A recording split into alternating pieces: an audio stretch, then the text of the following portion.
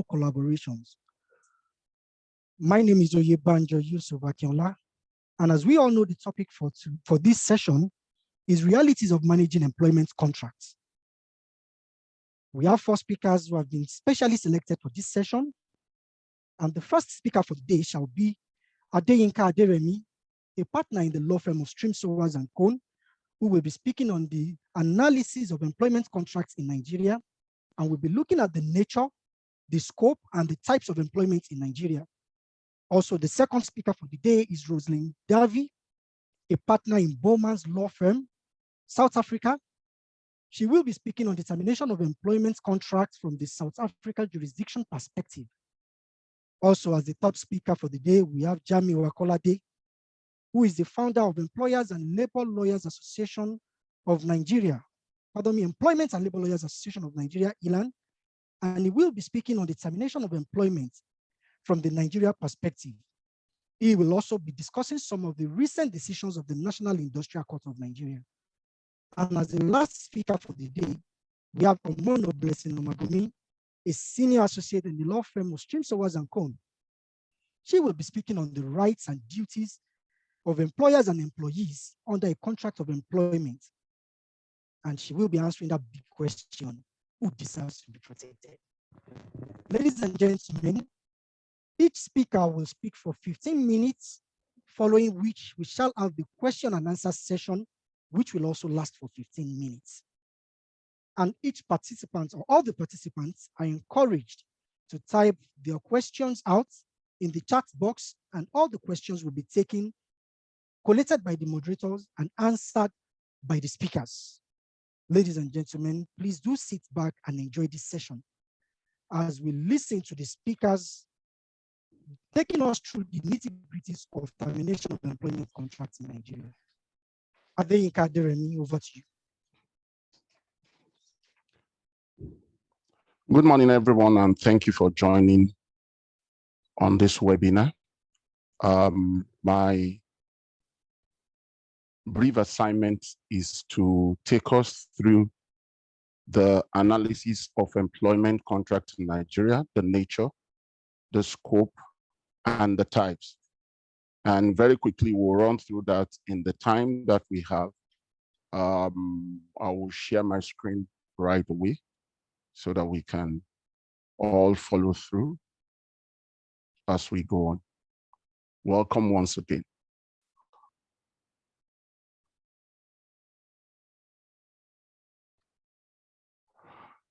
All right, the analysis of employment contracts in Nigeria, the nature, the scope, and the types. That's what we'll be looking at. As way of an outline, we have the definition. Will take us through that, the nature of employment contract, the scope of employment contract, the various statutes that governs employment, types of employment contract. We'll also look at the duties of employer and employee, and then we'll give it a wrap. As way of introduction, contract of employment has been defined under Section 91 of the Labor Act as the agreement whereby one person agrees to employ another as a worker, and that person agrees to serve as an employer. In simple terms, you say contract of employment is the terms and conditions that regulates the employment relationship between two persons. The employment contracts, once entered into freely and voluntarily by parties, becomes the terms that regulate their relationship, and any duties or any disputes is resolved based on those terms. Notable about Section 91 of the Labor Act is the definition of employer and a worker. An employer is any person who has entered into a contract of employment to engage another as a worker, either for himself or for services of any other person. This could be manager, it could be agent, it could be for personal representative. A worker is defined as any person who has entered into or work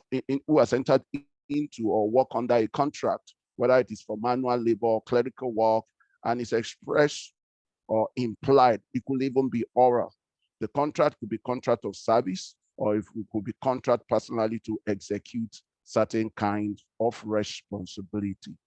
The nature of contract employment is such as it's binding on the employer and the employee. It could be oral or written, or it could be partly oral and partly written. It could also be express or implied. It must define the rights and duties and responsibility of each of the parties. It must have the three basic elements of any valid contract, which is offer, acceptance, and consideration. Section 3 of labor law gives us the nature of contract of employment. So it is said that under the act that an employer must give the employee a written contract within 3 months of commencement of his employment. The freedom and the autonomy of contracts is very fundamental to the principles of employment contracts. Parties are allowed to freely enter into their contract, agreed on the term, and execute. But I must pause here to say, in reality, this may not be the position. A lot of time, what you have is a boilerplate employment form that is given to an employee upon his resumption, and is expected just to fill and to sign it. So a lot of time, what you find out that it is actually one-sided, because the employer prepares the paper. It's only in few cases that the employee, upon his being engaged, can go back to talk about terms and the rest. There are some certain key terms that must feature in any employment contract: the name of the employee and the employer, the nature of the employment, the duration, the wages, the termination. We'll look at this in great details when we look at the scope of contract of employment. Like it's been said, just like any valid contract, employment contract, for it to be valid, must contain some of the following terms. There must be offer. The employer must make an offer to the employee. The offer must be accepted, and that's where acceptance comes in. Consideration varies from wages to salary. There must be intention. The mind of the party, like is said in the legal term, must be ad idem. They must agree on the same thing: the kind of work, the scope of work, the duties, the responsibility. Then it must be on a legal ground. There must be the legality of the contract. None can enter into a contract to execute illegal activities. It will not be a valid contract. There must be capacity. Capacity talks about the capacity of both the employer to employ and the employee to work. We know there are laws that guides against child labor, engaging of minor in workplaces. There must be certainty: what to be done, where it's to be done, and when it's to be done. The duration, the terms of the time of the work, resumption, the closing time, all those must be defined either directly in the contract of employment or maybe gleaned from other documents, which must be incorporated into the contract of employment. I must pause here to talk about the collective agreement. A lot of time you have collective agreements which is made between the employer and some union or some body of workers representing the workers. Such, it has been said, must be expressly incorporated into the contract of employment of the individual worker for him to be able to take advantage of it. Last but not the least is termination. Termination is key because every contract must have its exit clause. Now, there are statutes that portray to regulate the employment contract and labor, particularly in our jurisdiction. It is clear that what government tried to do is to balance the relationship between the employer and the employee, between the worker and his employer. And you find that part of this status is the Constitution, which is key. The Constitution of the Federal Republic of Nigeria, 1999, as amended. We also have the Labor Act, which is Cap 1, L1, Laws of the Federation. You have the National Industrial Court. Of course, that is a court vested with exclusive jurisdiction to determine dispute in employment. But you have the Trade Unions Act. You have the Trade Act dispute also of 2004. You have the Factory Act. You have the Employers Compensation Act. You also have the Pension Act. There are several other ones that probably may not be here. But what this act tries to portray, or this statute, is to try to regulate those relationships. Now we need to look at the type of employment contract. You have the employment that is written. This contract of employment are such that the terms are written, the responsibility, the duties are written. But you also have the employment contract that is governed by statutes. Now, these are employment that are statutory, or what you call that has statutory flavor. Section 138 of the Constitution of the Federal Republic of Nigeria created what we know as the public servant or the public service. These are the staff of the president, the vice president, MDAs, ministry, directorates, and agencies of government. And that's where you found the civil servant, who are simply public servant within the employment of the civil servant of either the federal government or the state government. I must also pause here to say that the fact that somebody is working for a statutory body does not automatically make his employment statutory. Of course, there are retinues of decision on that effect. For such employment to be governed by statute, it must be expressly provided for. There is a Avre and a NIPOST. It's a 2014 decision, part 1723. So you find that a staff of incorporated statutory bodies may not necessarily enjoy the provision of the statute if their employment or their particular position is not covered by that. We also have the employment that is at the will of the employer. I mean, this is what we call the master servant. So it's like the job continues, the work continues at the will of the person that employed the employer, the employee. I will run through the duties, and which is very key.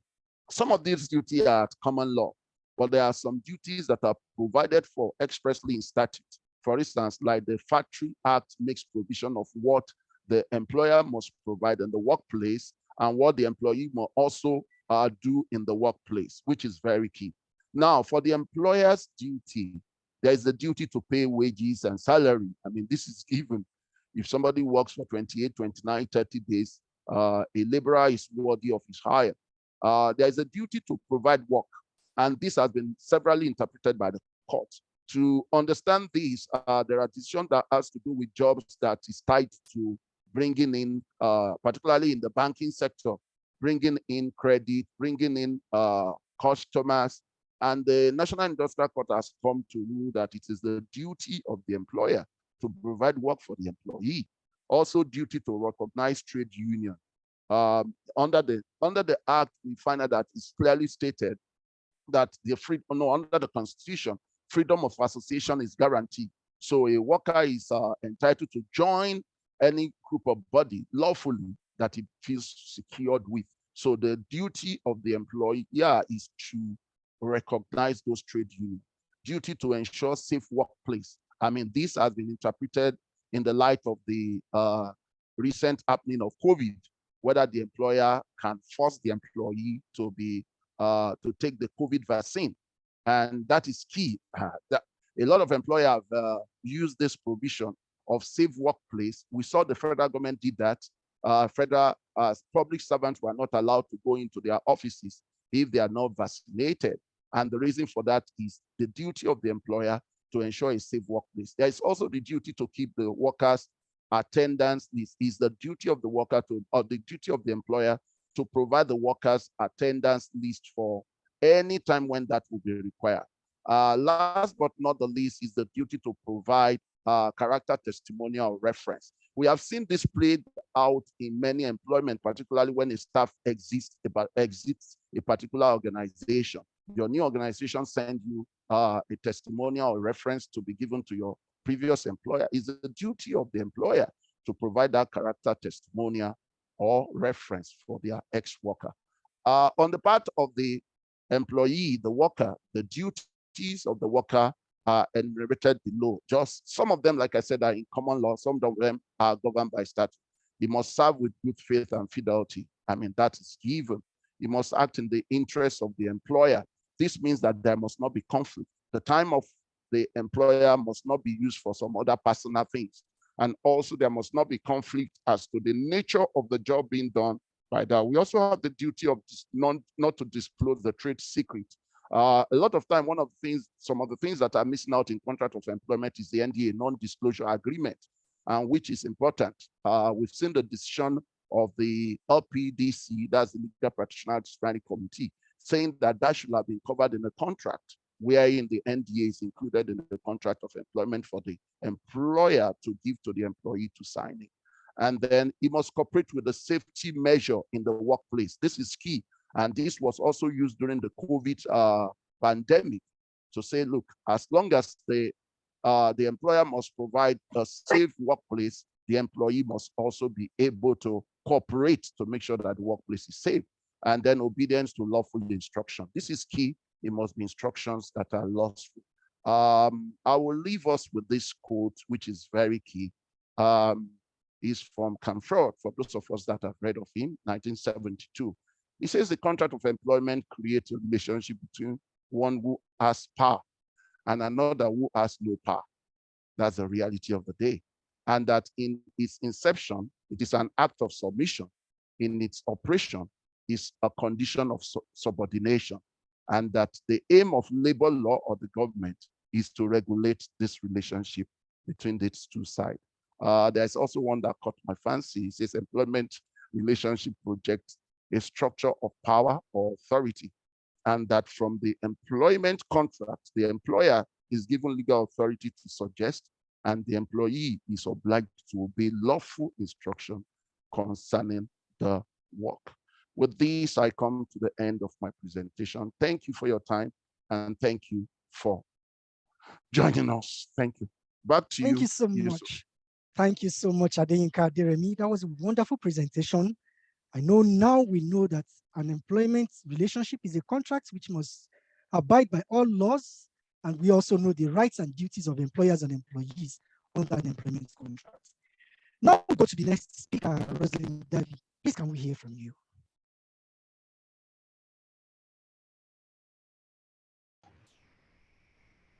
Hi, everyone. Mona, I don't know if you've got a copy of my PowerPoint. For some reason, I can't share it from my side.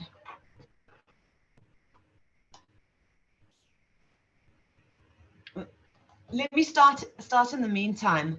So today I'm going to be discussing the realities of managing the employment contract from a South African perspective, but I'll specifically be focusing on the termination of employment relationships. Now, South African employment law is governed by a suite of labor laws and is aimed at complying with the international labor conventions. The primary aim of these laws is to ensure fairness and to safeguard employment in South Africa. Now, as some of you may be aware, South Africa has an extremely high unemployment rate. Currently, I think 34% of the employable population is unemployed, with the youth being the majority impacted. And I think our youth unemployment is currently 46.5%. So there is a lot of emphasis in South Africa on protecting and ensuring that dismissals are only affected for a fair reason and following a fair procedure. Now, the starting point when looking at employment law is the contract of employment. So the law of contract in South Africa provides that all parties or all individuals have contractual freedom. This is the freedom to decide whether to enter into a contract or not. It's the freedom to choose with whom you want to contract. And it's the freedom to choose the terms of the contract. So parties, when they're negotiating, will decide what terms they are happy to agree to.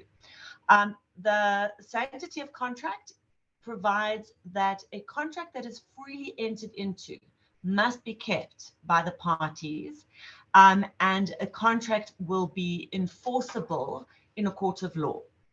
Now, in South African law, although there is this contractual freedom, sorry, Amona, you can go back. I'll let you know when to swap. Thank you. There is this contractual freedom.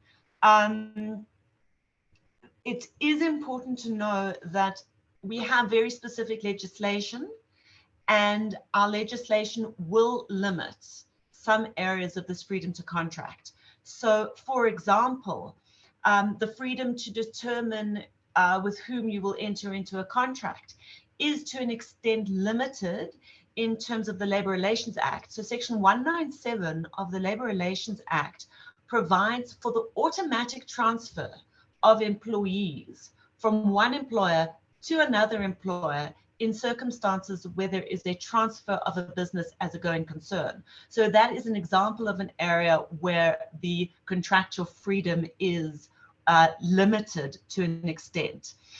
The Basic Conditions of Employment Act also provides that there's a minimum notice period. So you can't enter into a contract that agrees the parties won't give notice, for as another example. In addition to these limits, the legislation also provides that there are certain terms of a contract that are automatically incorporated into the contract, whether or not whether or not the written document actually contains those terms. So, for example, the Basic Conditions of Employment Act provides for a minimum annual leave, minimum sick leave. So even if annual leave and sick leave aren't dealt with in the contractual arrangement between the parties, that is then deemed to form part of the contract. Unlike from what I was hearing in Nigeria, there is no obligation to have a written employment contract in South Africa. So the absence of a written agreement does not mean that there is no contract. So I often hear people, they'll come and they'll ask a question about an employee, and when you explain the law, they say, oh, but you know what, there's no contract of employment, so I don't have to comply with this. That is not correct, because in our law, a contract can be written, it can be verbal, and it can also be tacit. So the fact that there's no written contract won't negate the contractual or the employment relationship. There are, however, specific terms that or requirements in the Basic Conditions of Employment Act that certain information must be provided to employees in writing. So, for example, your remuneration, place of work, just to name a few. Omona, you can change slide for me, please.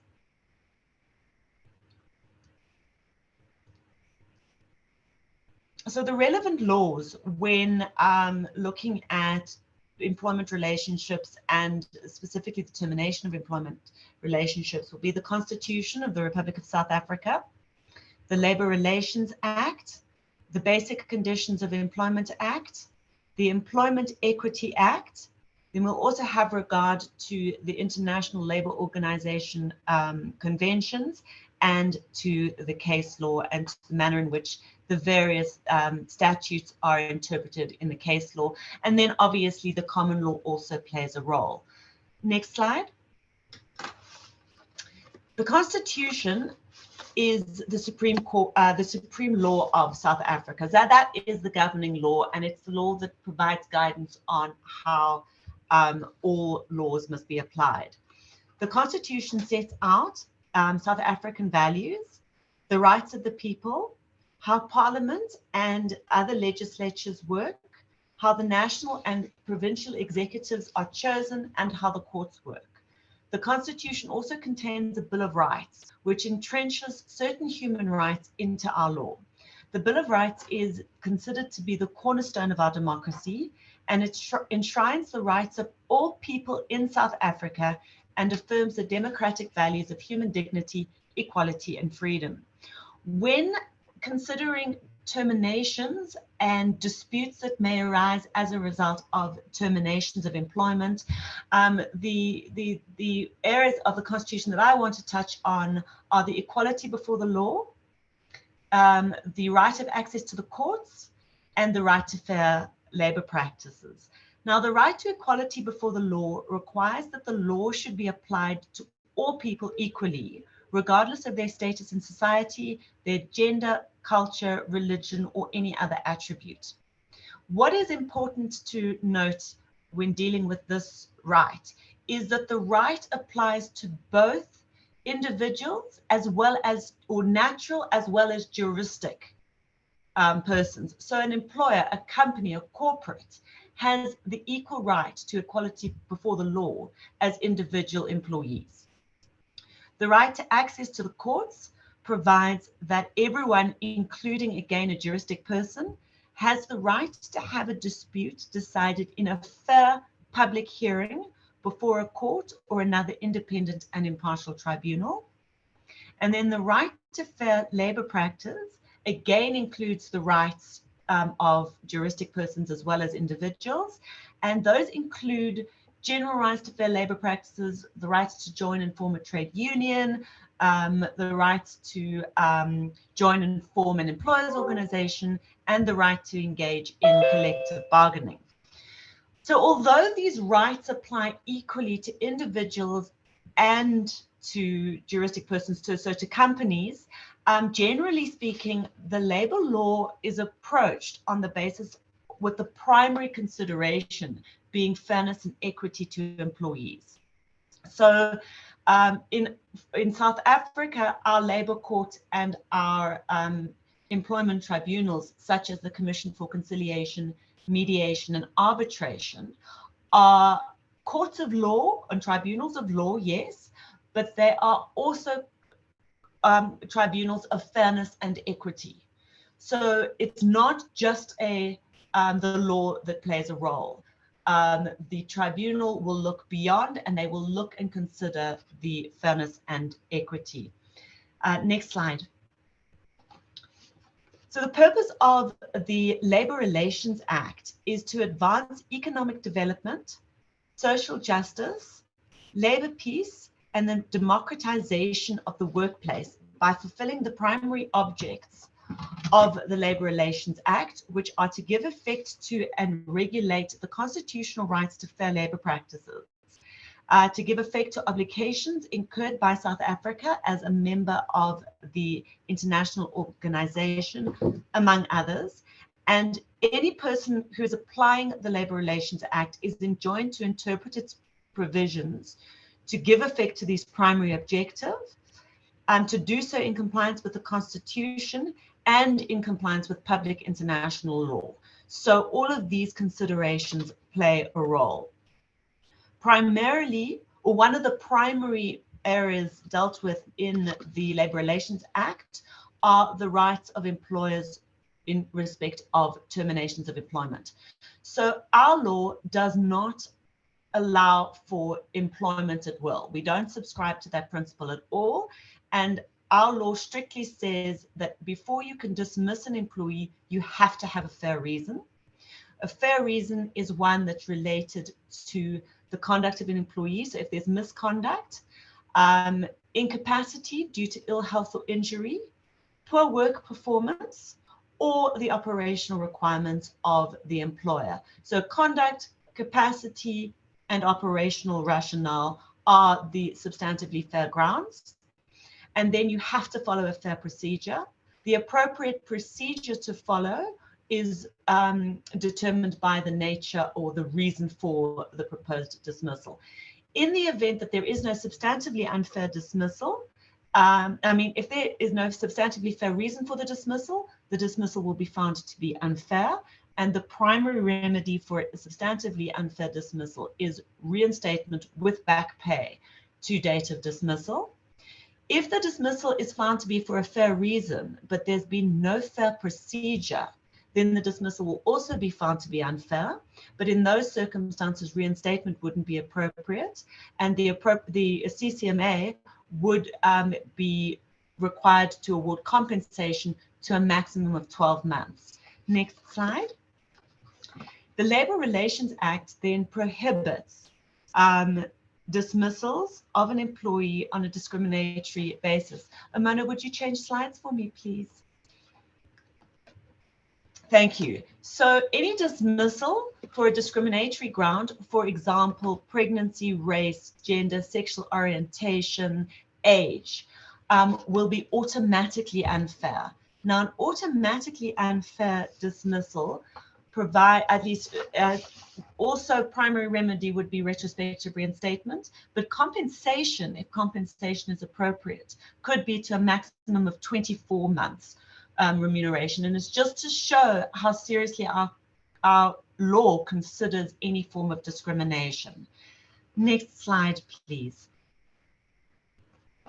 Then it gets us to the Basic Conditions of Employment Act.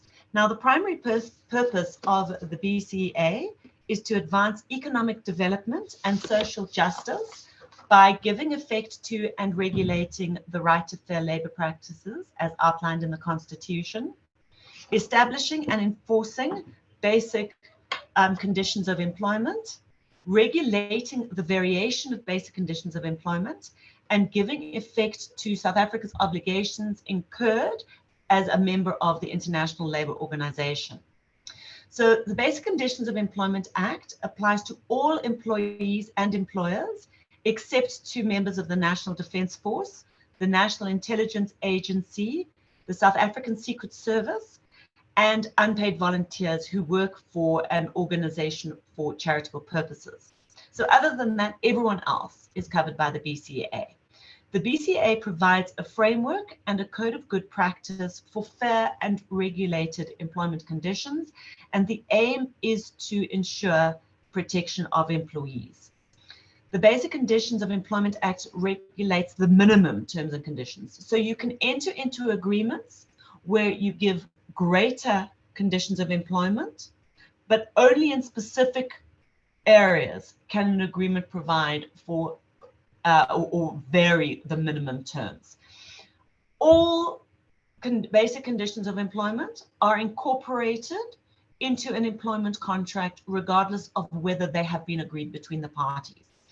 For the purposes of dismissal, the BCA provides that an employer must give an employee a minimum of 1 week notice of termination for employees who've been employed for 6 months or less, 2 weeks for employees who've been employed for more than 6 months, but less than a year, and 4 weeks for employees who've been employed for more than a year. Anything less than that would be in breach of the BCA. The BCA, however, does allow employers to give payment in lieu of notice. So you can pay the employees the amount they would have earned in those periods and release them immediately. Mona, next slide, please. One of the things then is to look at is resignation. So an employment contract can also be terminated by the employee. Now, in these circumstances, an employee does not need to have a reason for resignation. So resignation is a unilateral act. An employee can resign for any reason whatsoever. And once the employee has put in his or her letter of resignation, that terminates the employment relationship. And there is no need for the employer to accept the letter of resignation for it to become enforceable. An employee is required to give the same notice as the employer. So notice periods must be the same as those given by the employer. Our case law specifically provides that in an employment contract, the employer cannot require that an employee give a longer period of notice than the notice provided by the employer. Difficulty comes in if some employees resign with immediate effect and they walk away. Now, although they're required to give a notice of dismissal, notice of resignation, there is very little that an employer can do if the employee resigns and walks away. And the only remedy available to an employer is to sue that employee for damages. And there the employer would need to show that they have suffered damages. So that becomes very, very difficult. It's also noteworthy that an employee who is forced to resign by the employer can claim a constructive dismissal. In South African law, that is viewed to be a dismissal. Next slide, please. As a member of the International Labour Organization, it is important to know that the aim of the ILO is to promote employment rights, set international labour standards, encourage employment opportunities, and enhance social protections. Next slide, please. Now, South Africa is a member of the ILO, and it is bound by conventions of the ILO that have been ratified by South Africa. Mona, could you change slides for me, please? Now, Convention 158 of the ILO, of the International Labour Organization, provides for terminations of employment. Now, interestingly, this convention has not been ratified by South Africa, and it is therefore one that South Africa is not bound by. However, I did a comparison of the convention, and it is apparent that South African laws to a large extent mirror what is set out in this convention. So that, that it matters not that we aren't a member. It's also important, just as I said earlier, is that the Labour Relations Act and our obligations, or the obligations of employers in terms of the Labour Relations Act, need to be interpreted in accordance with public international law. So this convention is likely to play a role regardless. Next slide, please, Amona. You can go over to the next slide as well, please. Now, just in conclusion, it's just important to bear in mind in South Africa that fairness is key. That is the most critical part of our employment law. Both employees and the employer have a right to equality before the law, a right to fair labor practices. Employees have the right not to be unfairly dismissed, whereas employers have the right to dismiss an employee for a fair reason. And both parties have the right to receive notice of termination. However, when facing an employment or a dismissal dispute, the Constitutional Court of South Africa, which is the highest court in the land, has stated that there is nothing in the constitutional or statutory scheme that suggests that in determining fairness of a dismissal, a commissioner must approach the matter from the perspective of the employer.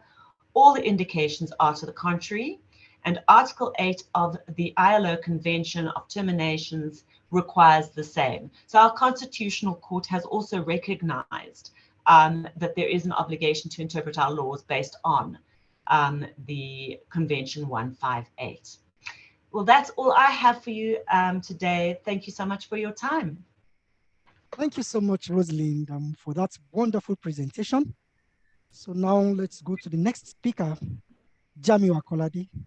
Please, can we hear from you? Yes, good morning, Mr. Moderator. So Good morning. when you ask me if you can hear from me, I'll start by saying most of what you hear from me, Rosalind has taken the sound out of my thunder. But then I will attempt to just highlight some of the points Rosalind has made beautifully in her presentation, and throwing the Nigerian perspective. Is interesting, just as Rosalind has mentioned, that the position really is the same in Nigeria to a large extent, and that's a good learning from me personally. I'm not sure if South Africa has gone past its own era of controversy over the application of the ILO Convention. I think it's still early days in that battle between conservatism and progressiveness in court in Nigeria. But I'll just get into it and try to highlight some issues that have not been touched. If you could please put up my slide, I'll be grateful.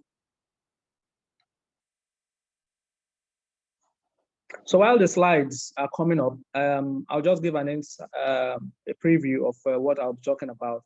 So I'm going to be talking about termination of contracts of employment in Nigeria, with a particular focus on how we've transitioned from the common law position, which held sway for so long until as recently as 2015 in Nigeria, and what the new regime is right now with respect to the termination of employment.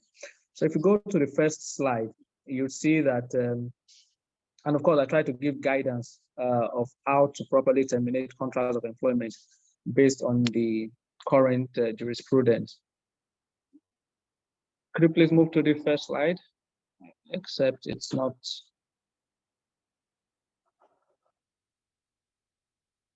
So what you will discover, I'm not sure if the slides are being shared, but I'll continue to speak to what I have. So for so long, we've had the common law position on termination of contracts of employment hold in Nigeria. And in my slide, I highlighted some key points regarding what that position was. It is what we learned in law school, and it has become rote for so many lawyers to the extent that quite a number of practitioners have, and of course, expectedly employers have resisted very fiercely the new jurisprudence. So under the common law, you had a situation where we had what is called the master-servant relationship. And the choice of that expression, master-servant, maybe doesn't even accurately depict the kind of power play and experience we've had with regards to employment and labor relations. Basically, you had a situation where the employee had to be at the beck and call of the employer, and the employer had almost unchallenged powers over the employee. And what do I mean by that? With regards to termination, I seem to be speaking too ahead. Is there a problem with sharing the slides? So I don't go too ahead of the, let me see if it's possible for me to share from here, but I'll keep speaking. So when you look at termination of contract of employment, the position under common law was that the employer had unchallenged powers to terminate. So an employer had the powers to terminate the contract without giving any reason, for good reason, or for bad reason, or for no reason at all. And generally, it was agreed that the motive is irrelevant when dealing with an issue of termination of contract of employment. And that seems to be the case for so many years. Of course, when you're terminating, okay, so my slides are up, thank you. Good, so, yeah, so I already said that a common law, a master can terminate the employment for no reason, for good reason, bad reason, for any reason at all, as long as you comply with the terms of the contract of employment. What does it mean to comply with the terms of the contract of employment? Usually, it would require that the employer give notice of termination or make payment in lieu of that notice. And if there's no provision for notice in the contract, then just give reasonable notice, which will depend on the facts of the case. Usually for periodic employment, a 1 month's notice is sufficient or reasonable. And that's what you'll find in the typical contract of employment. Another thing to bear in mind is that even till now, the position is that at the time you're terminating, you're meant to tender the employee's final entitlements and pay them at the time you are terminating the employment. Otherwise, that could also give rise to some issues. And once the employer has given the notice of termination, except the employer requests that you stop working immediately, the employee is still bound to continue to work out of the notice period. Otherwise, it could lead to a cause of action in favor of the employer, just as Rosalind has mentioned. Damages, a claim for damages may lie at the instance of the employer. So this was the basics in terms of what the position was at common law. Interestingly, the common law that we inherited from England is one that doesn't really hold sway in England anymore. You have such concepts as unfair dismissal, constructive dismissal, and all those principles that Rosalind mentioned.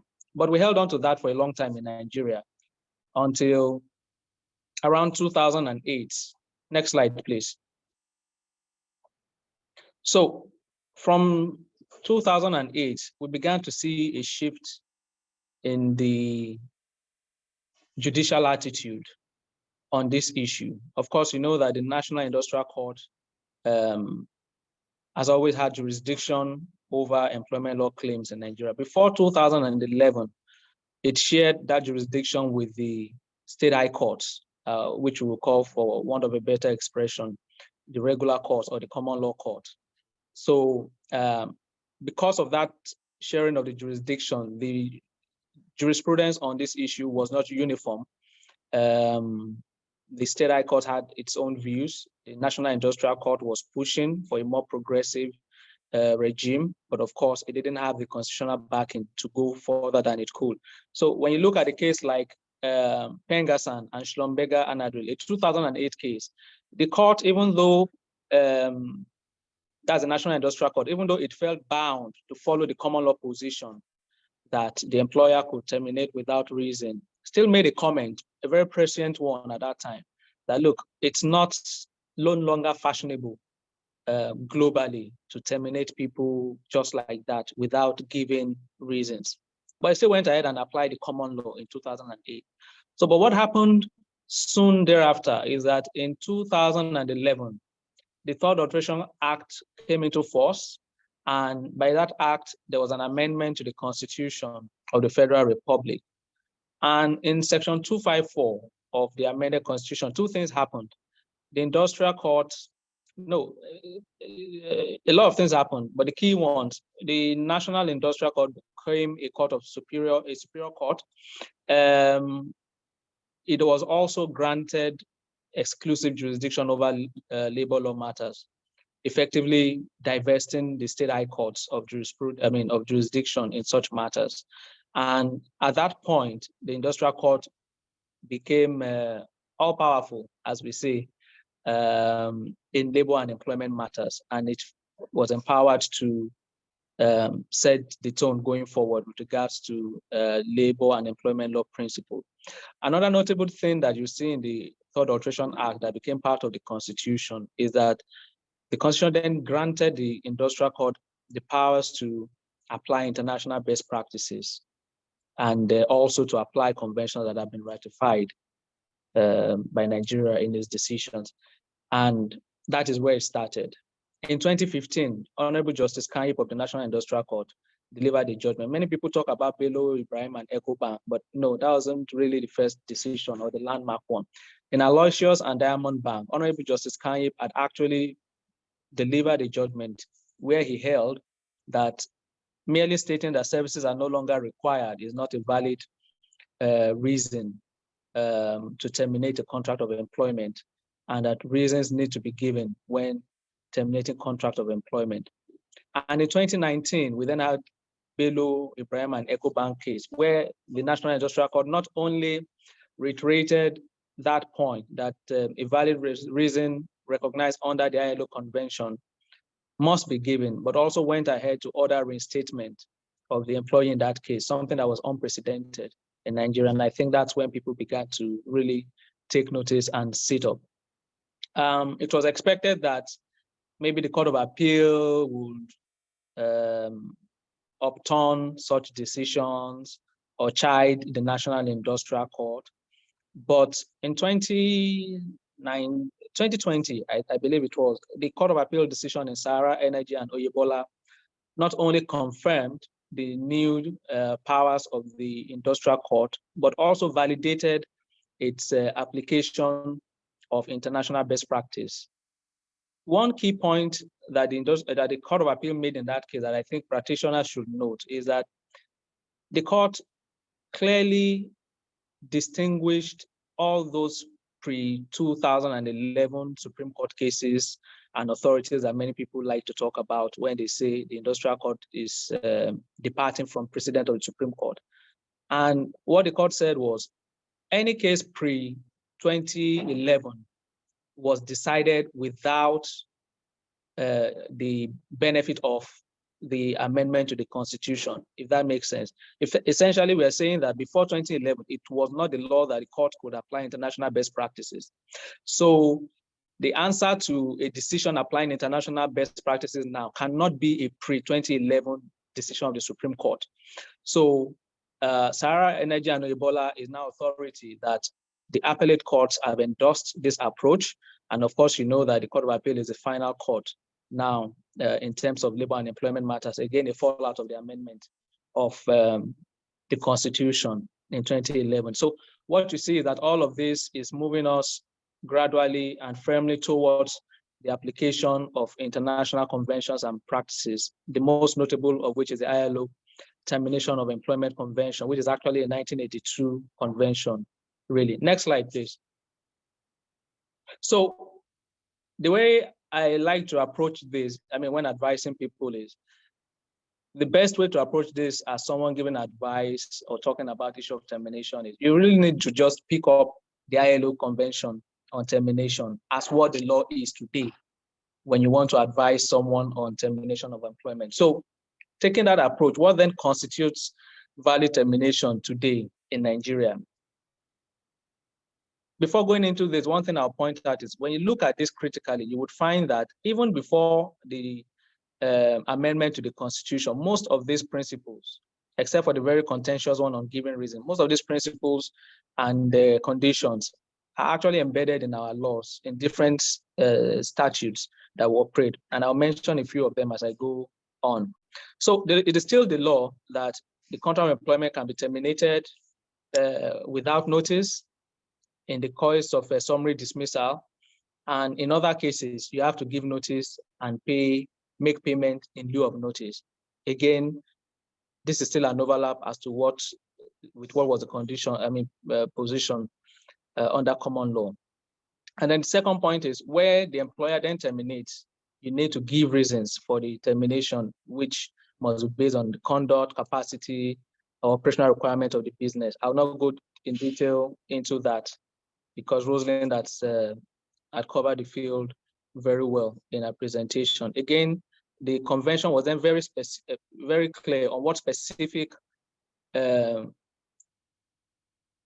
reasons it will not be tolerated for termination. So terminating someone for participating in union activities because the person was pregnant or on discriminatory basis are all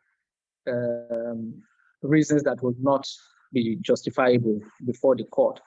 And of course, the final point is when there is a reason or perceived reason to terminate, the worker must be given fair hearing to defend himself, except where that is practically impossible. Again, of course, this is something that is not new.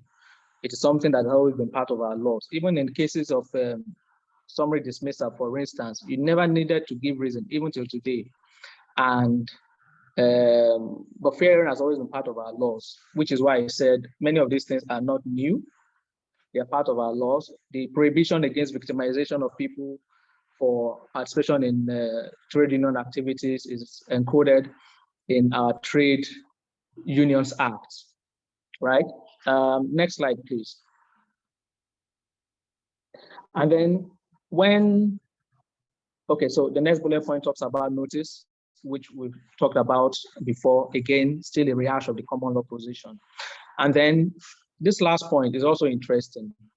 It used to be the law under the common law that the measure of damages is what the employee would have earned during the period of notice, usually 1 month pay in lieu of notice. And that's all people got then once they're terminated. But here, the convention is saying that someone who is terminated is entitled to a severance, which is not fixed. It has to be calculated, taking into consideration how many years the person has worked and what was the level of that person within the organization, what was the level of the person's wages.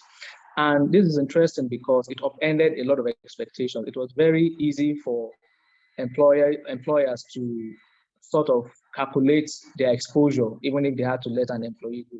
I mean, it's just 1 month and you can take that risk. But now you can't take that risk because as we will see in that Sahara Energy case that I mentioned before, what went to the Court of Appeal was the National Industrial Court granting damages of, I think, 2 years in favor of the employee. And the company went on appeal and said, this is outrageous, this is against the principle, it is 1 month notice or payment in the open and all of that. And the Court of Appeal said, no, that was the old law under the common law. But now, applying international best practices and all of that, we can't fault this. So the calculation of damages is no longer fixed. It's, yeah, I see the comments in the chat box.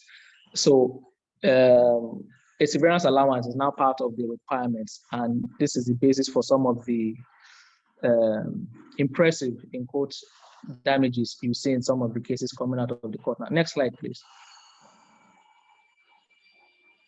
Right, and then we began to see some emerging issues. Emerging issues because until the Constitution granted the statutory backing, many of these things would have been alien to our laws. But because the court has the powers to apply international best practice, again, a point that we should make is international best practices is not synonymous with international conventions. The international conventions is just a part of what is international best practices. International best practices are as simple as a judge taking the opinion of Rosalind on what is the procedure in South Africa, how would you deal with this kind of issues, and saying, okay, this looks like the norm across board, and I'm going to apply it. I've been in cases where the court applied articles of learned authors in reaching decisions. So it is not fixed. So one of the fallouts of the expansion of jurisdiction of the court that we've seen is that previous concepts that were not part of our laws are now finding their ways into the body of our laws. One of that is constructive dismissal, again, something Rosalind mentioned earlier. So an employee resigns, but the circumstances are such that the person was forced to resign based on the unconducive environment. It could still be held to be an indirect termination for a constructive dismissal. And the court has applied that in a number of cases now, post 2011.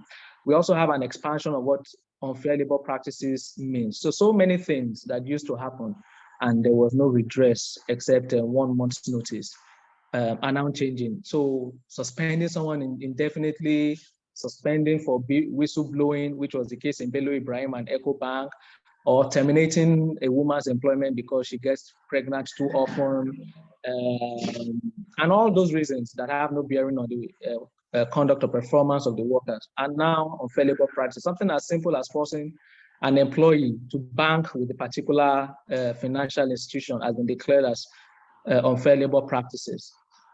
And I've already talked about measures of damages. I will not speak on that again. Also, the courts is starting to look at such novel issues as post-termination restrictions. How are we dealing with cases of non-compete? Mr. Adirem, I think it was who mentioned the NDAs. Those are becoming quite common now. And in a few cases, the courts have upheld such restrictions. You are leaving your employer with trade secrets and all of that. The restriction is justified if the employer can show why it is a legitimate business interest.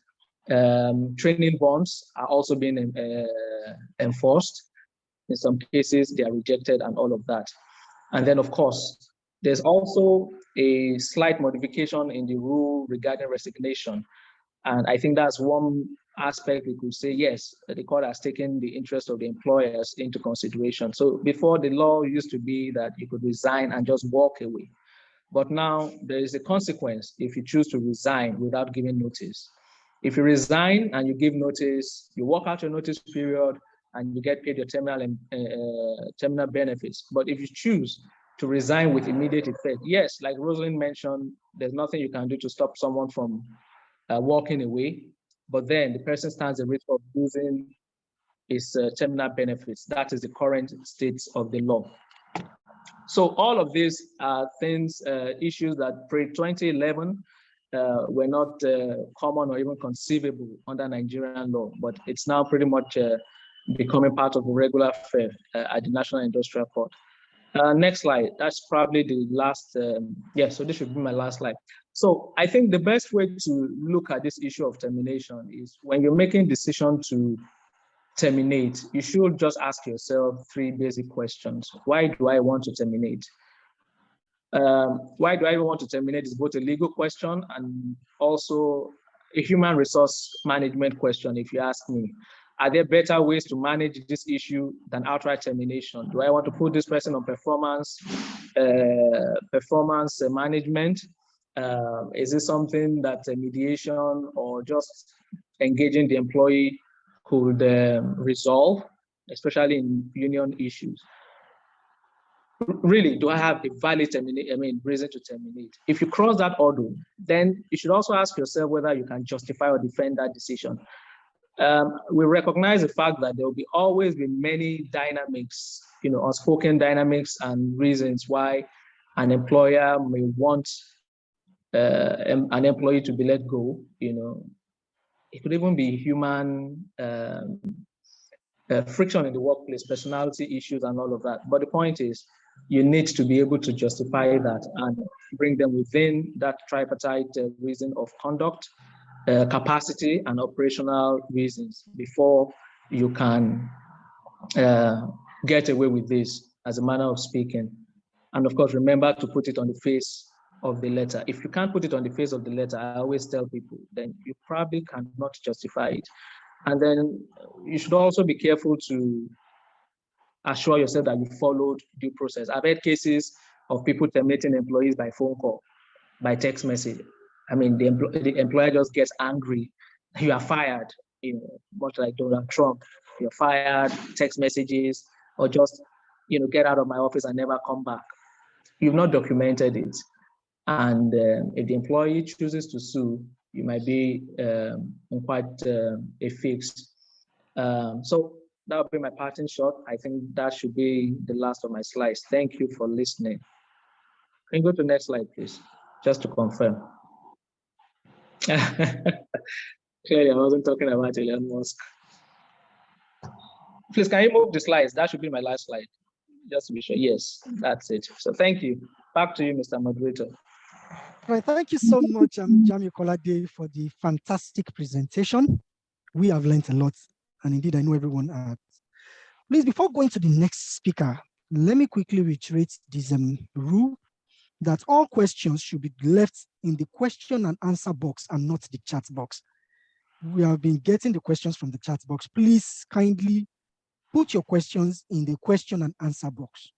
Thank you so much for that. Now, let us hear from the last speaker, Omono Blessing Magumi. Over to you, please.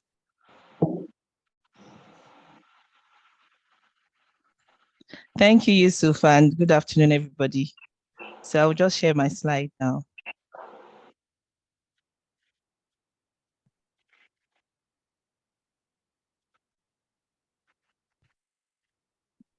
Okay, so I will be taking a different perspective. Who deserves to be protected? Is it the employer or the employee? But by the implementation of the ILO convention, both parties actually deserve to be protected. But how has this been? So let's see.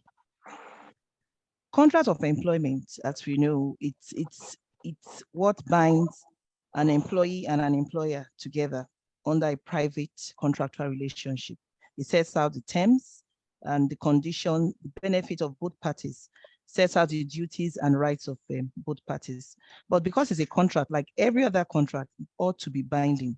So parties have agreed and they have set out what they want to do.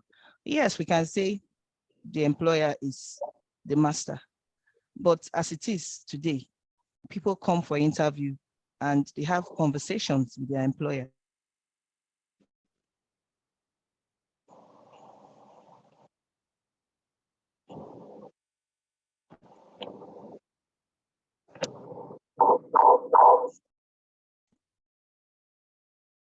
I think I logged out for some minutes.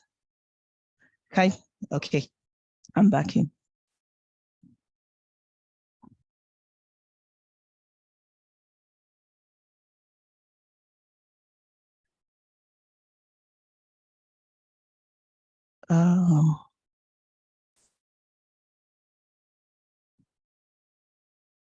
Okay, so when we talk about the duties of employers, and employers have, for an employer, you have different duties. All the other panelists have talked about the duty. So it is clear when you have a duty and it is stipulated in the contract of employment, you are bound to comply with the duties. Duty to provide work. You can't just employ somebody and make the person idle or make the person redundant. It's your duty to ensure that you provide work for the person. You also have a duty to respect the person. You also have a duty to pay salary. As an employee, you also have a duty. You have been employed to perform a particular task. So you have a duty of care, you have a duty to cooperate, you have a duty of obedience, you have a duty of fidelity, you have a duty to keep the information of your employer confidential. All these are embedded in the contract of employment.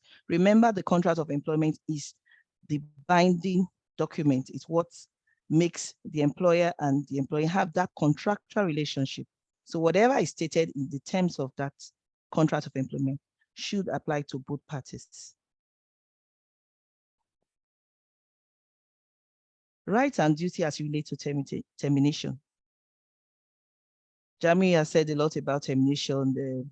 Mr. Inka has also said a lot about termination.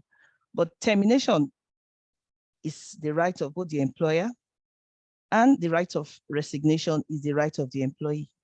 However, where the contract of employment states clearly how an employment contract should be terminated, both parties are also bound by that term. Most times you see it's stated, oh, if I want to terminate your employment, I'll give you a particular amount of 1 month salary in lieu of notice. It could be 2 months salary in lieu of notice. This depends on the parties. So if it is clearly stated there, parties are bound to adhere to the terms. The way an employer has a right to terminate under the common law, because we're going to be talking about the implementation of the convention as regards to the provisions of the amended constitution. So, but here I'm still talking about the common law position.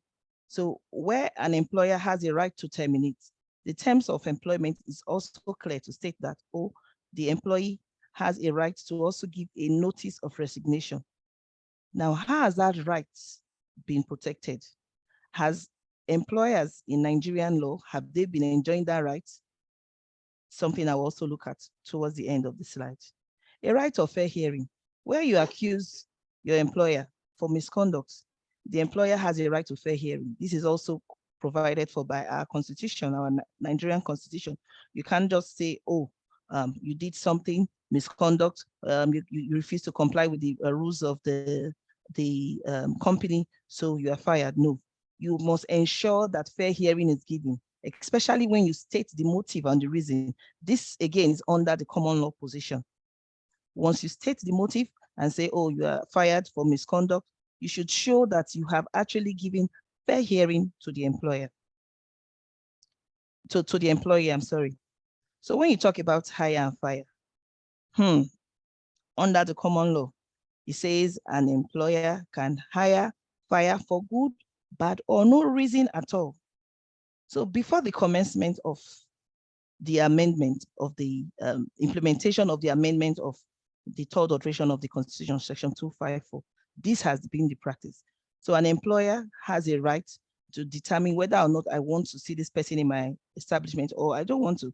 What you just need to do is going back, ensure that you give the salary in lieu of notice after such termination. But with the implementation of the ILO, this has changed. Nigeria is a signatory to the ILO. Nigeria has ratified about 4 conventions of the ILO. But the ILO Convention on Termination, Nigeria has not ratified it. Nigeria has not ratified that convention. Nigeria has not domesticated the convention, but it has been applied by our Nigerian courts, and it has been applied by our country in Nigeria. Article 9 of the ILO Convention states that member states, even though they haven't ratified the convention, they are encouraged to ensure that they comply with the provisions of the convention. Perhaps this is also one of the reasons why our constitution was amended to reflect and give the NIC the powers to refer to international best practice and also apply the Convention of Termination of Employment. Section 12 of our Constitution, there are two schools of thought here. I wouldn't want to really go into it. So a school of thought feels, well, by the provision of Section 12 of the Constitution, the ILO Convention on Termination of Employment should not be applicable in Nigeria. But there's another school of thought that says that by the provisions of Section 2541F, Section 2541H, Section 254, subsection C, 2 of the Constitution, it empowers the National Industrial Court of Nigeria to apply international best practice. More so, Section 76 of the National Industrial Court Act also empowers the court to apply the provisions of this convention. These are the school of thoughts, but I'm not here to talk about whether or not it should be applicable. I'm here to talk about who deserves to be protected. And for me, who deserves to be protected? Both the employer and employee deserve to be protected. But how has the implementation of this convention helped the employer and employee? Towards the end of the slide, we would see that. Section 4 of the convention states that an employment of a worker shall not be determined unless there is a valid reason for such termination connected with the capacity or conduct of the worker or based on operational requirements of the undertaking, established or service. So by virtue of Section 4 of this convention, it is no longer the usual business. It is now old-fashioned to say your services is no longer required. Jamiu has laid so much emphasis on this. We have gone past the era of the common law. This is what Section 4 of the convention says. However, the convention again has not told us the yardstick of how we can interpret what operational requirement is. Many cases, they say, oh, you have to look at the facts of the case. The facts of the case, all the cases, even the Sahara case, you look at the fact of the case. The case of Ibrahim and Bello Bank, you look at the facts of the case. So at the end of the day, we do not have a particular yardstick to determine what a valid reason is. We do not have a yardstick to determine what the capacity or conduct of a worker is. Again, we are expected to protect both the employer and employee. Has this convention done that? These are the questions practitioners of employment law need to answer. Remember at the beginning of the slide, I said a contract is binding between both parties. The contract between an employer and an employee is binding. If I state clearly in the contract of employment with my employee that I want to terminate after giving the employee 2 months' salary in lieu of notice, and when I don't give that notice, I pay the 2 months' salary, and when I give the notice, after 2 months, your employment is terminated. Why? Why are we not insisting? Why is the ILO and why are our courts, where we know we have our own national laws and practice, why are our courts just taking the entire and complete provision of the convention with respect to termination?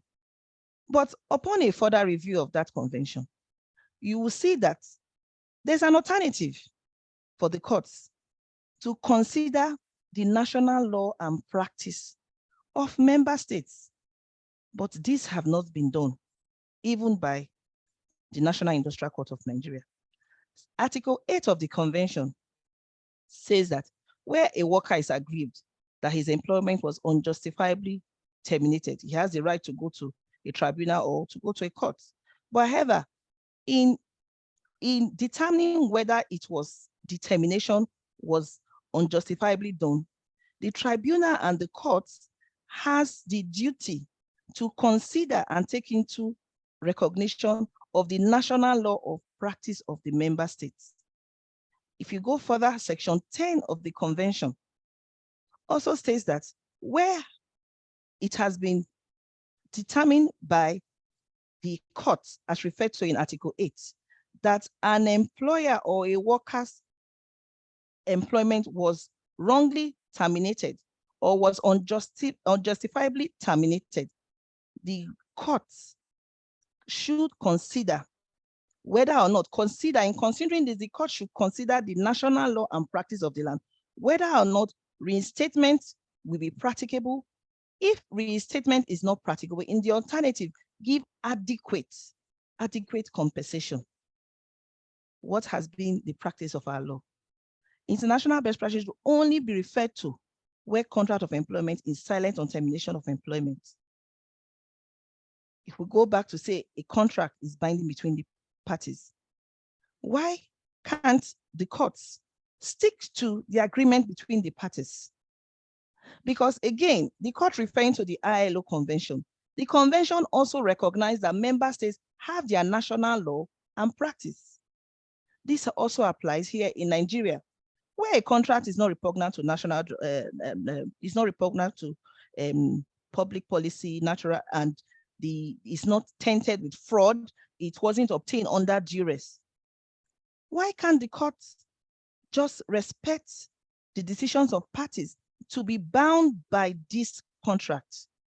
I think that is a salient point practitioners of labor law need to consider, considering the fact again that if you look at the entire convention, Article 1 all through Article 2 and going through to Article 10, emphasis has always been laid. Even Article 3 says in applying this convention, reference and recognition must be given to the national law and practice. What is our national law and practice? It's under the common law. It's under the common law that an employer can fire, hire for bad or no good reason. But in doing that, even under the common law, where you decide to give a reason, you should be able to justify that reason. That is under the common law. That is understandable. But now under the convention, you are told to give a reason, to justify the reason. And you're also told, oh, operational. What is operational? No, it's very vague. It is not clear, such that the courts always say the facts of the case determine the decision. We're trying to protect both the employer and employee, and both parties have a right to be protected. Yes, it is agreed and is often said that, oh, an employer has the upper hand. I say again, things have changed. It is no longer business as usual. Is there a need for court to rewrite contracts for parties? Question for us to answer. Will it not amount to judicial nullification of contracts when the court order reinstatement of an employee in the private employment? In the case of Ibrahim Bello and EcoBank, yes, the convention says where you terminate an employment, because, like Jamil said, oh, whistleblowing, it is not acceptable. It is wrongful termination. Agreed. But the effect of, or the compensation for a party that his employment has been terminated, is it reinstatement? Can reinstatement solve that problem if the convention is to protect both parties? I doubt. You cannot at all, you cannot force an employee on an unwilling employer. How would that work? Anyway, the case is on appeal, and let's see what the Court of Appeal will do. And I wish we could also have a conversation with Mr. Bello. How is he coping in EcoBank? How is work going with him? How is he relating with other people? Considering the fact that Article 10 again says you must consider the national law and practice, why will you decide to now force an employee on an unwilling employer? Does that help to protect both parties? No. It will create conflict in the workplace. There will be a lot of problems. In fact, Mr. Bello or whosoever may even be blacklisted, and other employers who said, no, that man takes people to court. We don't even want him. We never know. So I do not know why reinstatement should be an option, even if it's an option as stated in the article. But there's an alternative: adequate compensation. Considering our Nigerian law, adequate compensation should be enough to compensate someone that was unjustly terminated from his employment. Yes, the case of Obeya and Union Bank is it was in 2018, but the case is still clear. You cannot compel an employer to keep somebody he doesn't want to see. That act is not actually protecting the employer and it's not protecting the employee. You can see. Can the order for specific performance also apply to employers? A lot of people are leaving the country. Young people are, they call it jackpot, they are leaving the country. And I'm working on a big ticket transaction and I've given a task to Mr. A. Please complete this task in 2 days. I know that this task will bring profit to me. Yes, Roslyn talked about where you as an employer, you can actually sue an employee, but we don't have such laws here in Nigeria. It's a different thing if you have it's a different thing if the contract is specific as to you working for a particular duration. So somebody can wake up and say, I'm tired of working, I want to leave. What happens to the employer? Has the employer been protected? What happens to his profit that he was hoping to get? How does that help the relationship between the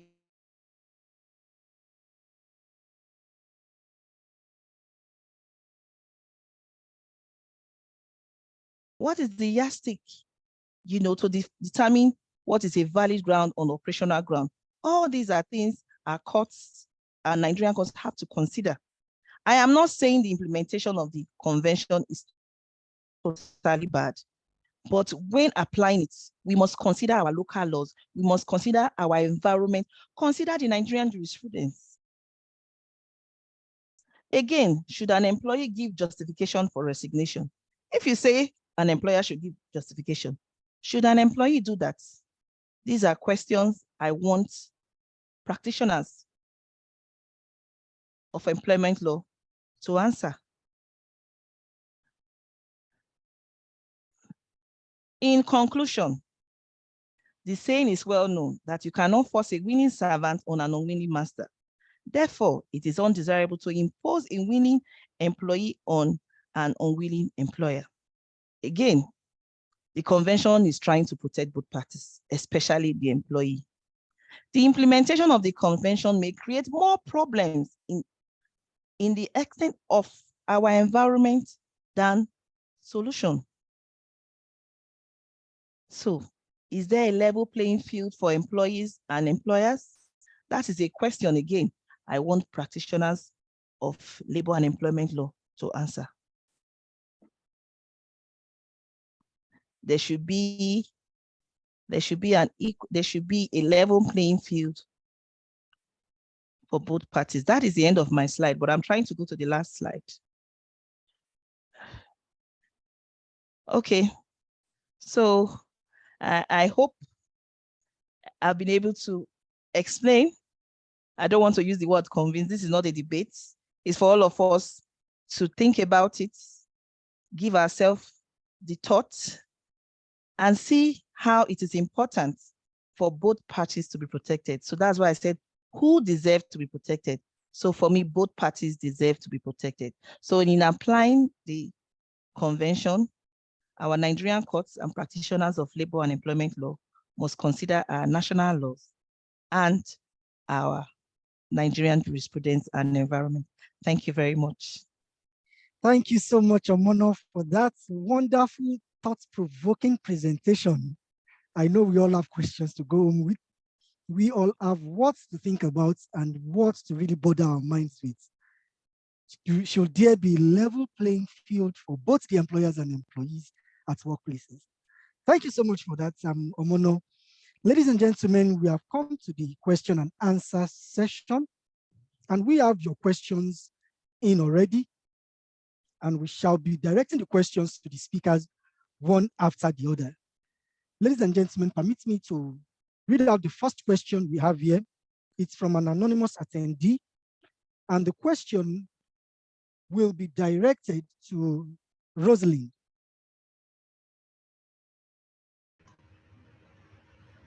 Please, the question goes thus. This attendee is asking, please speak more about the severance pay benefits when it comes to termination of an employee, and when was this put in the law? This will go to Rosalind, and I expect you to answer this question in just 1 minute. Rosalind, over to you. Thanks, Yusuf. So in South African law, certainly severance pay is only payable if the employee is retrenched.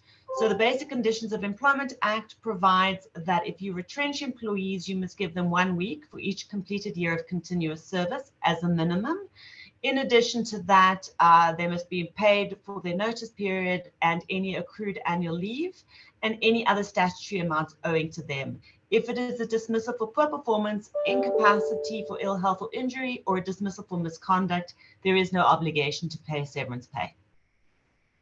Thank you so much, Rosalind. That was a very quick and precise one.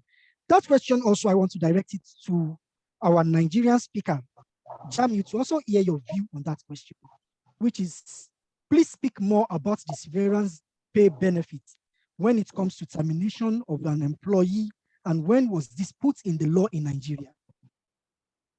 Jamiu, Okay. please view on that. Okay, so I mean, I would basically repeat what Rosalind had mentioned. So in terms of severance payment, I had mentioned during my presentation that the default under the common law used to be the severance pay was benchmarked against the notice period. So if the employee was entitled to a 1 month notice period, then that's all the employee gets. Of course, that's in addition to whatever accruals was already on ground in favor of the employee, gratuity, pensions, insurance, and all of that. But in terms of what has changed, I would say it is now part of our law based on the adoption of the ILO Convention that the court should look beyond the notice period calculation and actually look at the length of years and the wages of the employee. So on the average, I would say it's now about 1 year, 2 years calculation. And we started seeing that following the adoption of the ILO Convention. I hope that answers the question. Thank you so much, Jamiu, for that very wonderful answer to the question. Now, this question, I want to direct it personally to Adeyinka Aderemi. And the person or the attendee who asked the question is Anthony Omagomi. And his question goes thus: international best practice appears to be vague. It is open to any kind of interpretation, and he wants you to kindly explain in the context of termination what it means. Adeyinka Aderemi, in just 1 minute, I want you to give a succinct answer to this question. Thank you very much, Yusuf. Of truth, just like I think Jamiu mentioned that international best practices is not international convention. There are so many things that are left undefined. It's just like in common law where you have unwritten law, and it's what is good in the eyes of the chancellor that determines what the law is. As big as the foot of the chancellor determines what you will get. There are jurisdictions that are generous with damages. There are jurisdictions that are stingy with damages. So when we are talking about international best practices, what exactly will you use as the yardstick or the measurement of being able to say this is a quantum of damages that is due to an employee that was wrongfully terminated? A lot is left vague in the convention itself, which that's the ILO convention, which has been ratified by Nigeria. What you find out that provisions are made for reference to national law. So it cannot be in vague. It should be in my interpretation, or my position will be that it should still fall in line with the national law of the various member states. It should not be something that is out of the box, because it is very, very subjective. What is applicable in a nation may not be applicable in another nation. So international best practices should be situated in the law of the land, particularly the national law. That's what I believe should be the argument. Of course, our court, most of these decisions have not been tested by the appellate court. So we cannot really check the temperature of the appellate court when it comes to how reasonable it is and how unreasonable the international best practices applied by the National Industrial Court is. But we'll wait till that time. But that would just be my own position. It should be in tandem with the law, the national laws of the member states. Thank you.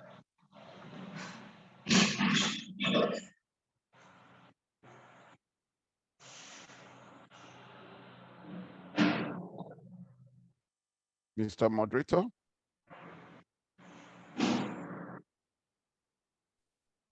Well, thank you so much, Aderemi, for the wonderful answer. Now, with that, I'll go to the next question. And this question was asked by Blessing Okezie Onwali. And our question is precisely directed to Jamiu Akolade. And she said, "Thank you, Mr. Jamiu, for a very sound presentation. My question is, how would termination laws or best practices be handled under remote work contracts where the employee is based in another location outside Nigeria?" And she asked, what law would apply and what court of law has the jurisdiction for such case? Jamiu Akolade, over to you. So this is one of those questions that put you in the spot. Jamie, I don't really envy you on that. Yes, so it's a very interesting question. Unfortunately, I'm not sure you can get case law currently on that issue, but I can tell you that usually, although it's not common with what I'll call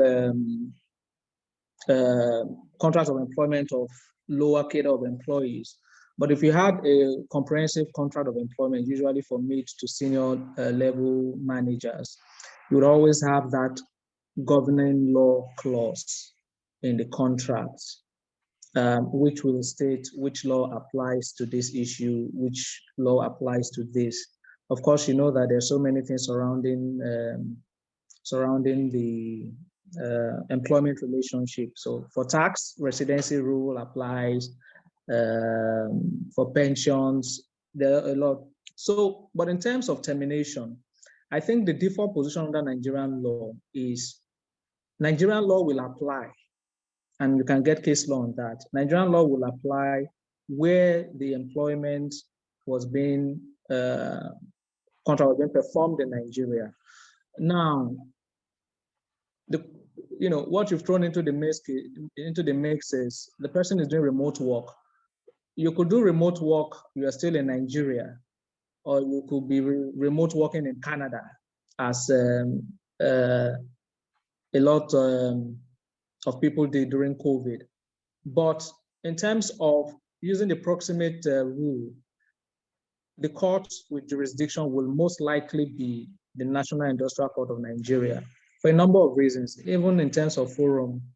And filing a claim. Most procedural rules of court, including National Industrial Court, would vest jurisdiction on the National Industrial Court where the defendant resides or carries on business in Nigeria, where either of the parties is in Nigeria, or the most important point, where the work was meant to be performed in Nigeria. So even if you're in Canada and you're providing the services for an entity in Nigeria, or the contract was substantially performed in Nigeria, Nigerian law will apply.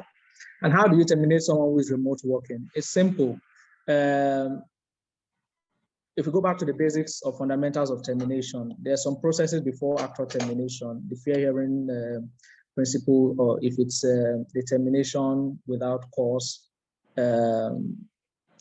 exchange of documents and all could bring the termination to a close. So it's not fundamentally different to terminate a remote worker. What used to be the concern is the requirement to have an interaction or consult with the employee, maybe in cases of redundancy. It's difficult when there's no physical interaction. And what we're doing right now is what could be applicable. You can do a virtual call, people do virtual disciplinary proceedings these days. So I don't think there's much of a practical difficulty in terminating that. In termination remote work, you can call up the employee to a virtual call, lay out the issues, engage, and serve the notice by email later. I'm not sure if that addresses the person's question, sorry.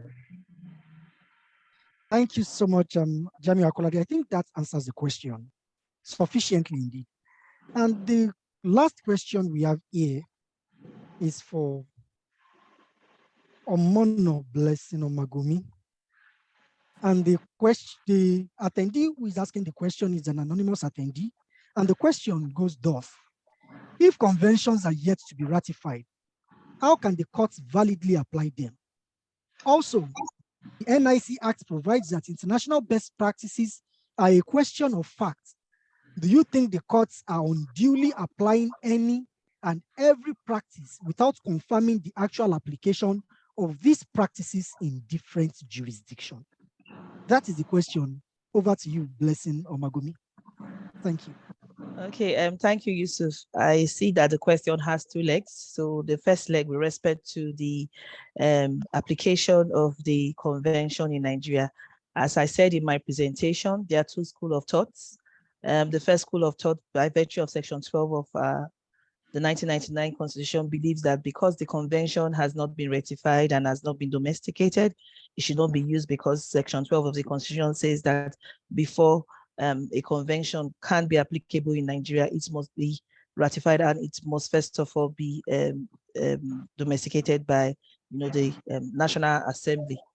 The second school of thought says that by virtue of the amendment to the 1999 Constitution, the third alteration, Section 254, C subsection 2, which states that the national industrial courts are empowered to refer to international best practice, and the NIC Act also empowers the court, Section 7, to also apply the provisions of the convention. Believes that the Constitution being a document, as it were, that was actually ratified or amended by virtue of the National Assembly, because an amendment cannot just go through, it has to also pass through the National Assembly. By virtue of that, it has actually, would I say, covered the provision of Section 12, and the Constitution starts with the phrase, notwithstanding the provision. So because of that phrase, if you take everything together holistically, you see that, in fact, the convention can be applied in Nigeria. Like I said, I do not mind. It can't be applied if the court chooses to apply it, and if the court doesn't want to, it's fine by me. But you saw where my actual wahala is. Why would a particular, person in the contract be protected and the other party is not protected? So that's it. I hope that has answered your question. The second leg of the convention, whether the courts, Yusuf, please, can you take that part again? Okay, just a minute, please.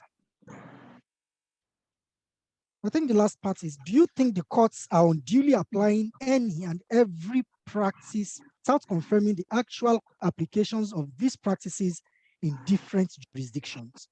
That's the last part of the question. Or the second okay, part. With due respect to the courts, I do not think that the courts are actually doing that. I don't think the courts are doing that. But then again, my only issue and my only question that I want practitioners of labor law and employment law to answer is how they think restatement can help both parties, both the employer and the employee. So I think the courts are doing a good job. Okay. Thank you. Yusuf, if you permit me to say something on the back of Omono's last point, I would. Okay, I'm just granting you 1 minute, just a minute, and you must Thank not you very exceed. much. So, I mean, I agree with everyone who said Omono has raised valid questions. They are very valid questions. But what I would implore everyone to do, anyone who is interested on this issue in labor law, is to really go and maybe take a course in the ILO International Training Center. Has so many fantastic courses online, and understand the structure when it comes to international labor standards. And the reason why I say so is this. So, and it is the same problem that has led to all these questions. The courts is applying a law that people are not familiar with, and they are wondering, oh, how does this sit well? We don't understand this. This is not defined. How do you define this? But if you understand the ILO structure, or call it the International Labor Law Standards, very well, you will see that the conventions is actually a first step. There is what is called a committee of experts which incidentally, the president of our National Industrial Court was just appointed to last week. So you have all these global experts on this labor law coming together periodically to explain further provisions of these conventions, how are they meant to be applied, what was the thinking about it, guys, and all of that. And if you go to recommendation 166, I think it was also featured in Omono's presentation. If you go to recommendation 166, and also look for the notes to that ILO Convention 158 and the recommendation 166, you will see a very exhaustive discussion explaining further and defining all these terms. I'm looking at the document right now on my screen. It's 50 pages. So reasons for termination, each reason was taken and explained, and copious examples was given on what will constitute this. So a practitioner that really is appearing before the court has a dual duty. Number one, to understand where his client's case sits, and also the duty to the court to guide the court directly. Because, we can say this freely, even though we say this is a labor court, even the judges, many of them are still, I don't want to say judges learning the ropes, but we're all learning this new global order. So, question of fact, as mentioned by someone, it is your duty as a lawyer to go and look at the ILO Convention and look at the jurisdiction you want to adopt or urge the court to apply as international best practice. This is how it is done. In South Africa, this is done. This is a decision of the South African court. This is what the recommendation to 160 says, this and that, to urge the court to take a particular position. So Thank you so much. Thank you so much. Thank you so much, Jami Akolade. I know you can go on and on till the end of the day, but please, we have limited time for this session. The next question is by an attendee by name Temilade Adekpate. And this question will be directed to Yinka Aderemi. Yinka Aderemi, the question goes thus: I would like to know if the contemporary law requirement of giving a reason for termination applies to terminating an employee on account of redundancy by saying services no longer required. That is the question. Yinka Aderemi, in 30 seconds. Thank you, Yusuf. I think is that mischief that the ILO Convention on Termination of Employment has tried to cure, and which has now dovetailed into international best practices. It's not the vogue now. It's not in vogue now for you just to say services no longer required. Even under the common law, that would be constructive redundancy, so to say. And then when you talk about redundancy, redundancy comes out of trying to force an employee who is willing to work, but you are giving him nothing to do. Don't forget that one of the duty of the employer is to provide work. And so it's no longer invoked just to say services no longer needed. The reason for why services is no longer needed will now to be explained under the international best practices of termination. And one thing you should also understand is when going to court to challenge this, that international best practice must be pleaded and must be proven for the court to actually apply it. I know a lot of times people will be asking, so what will happen to when you just say international? You must plead it. I think Jamil mentioned part of that. You must show how it applies in other fields. For instance, if it's in the oil and gas field, you must show what it means in the oil and gas field. You must show what it means in the manufacturing field.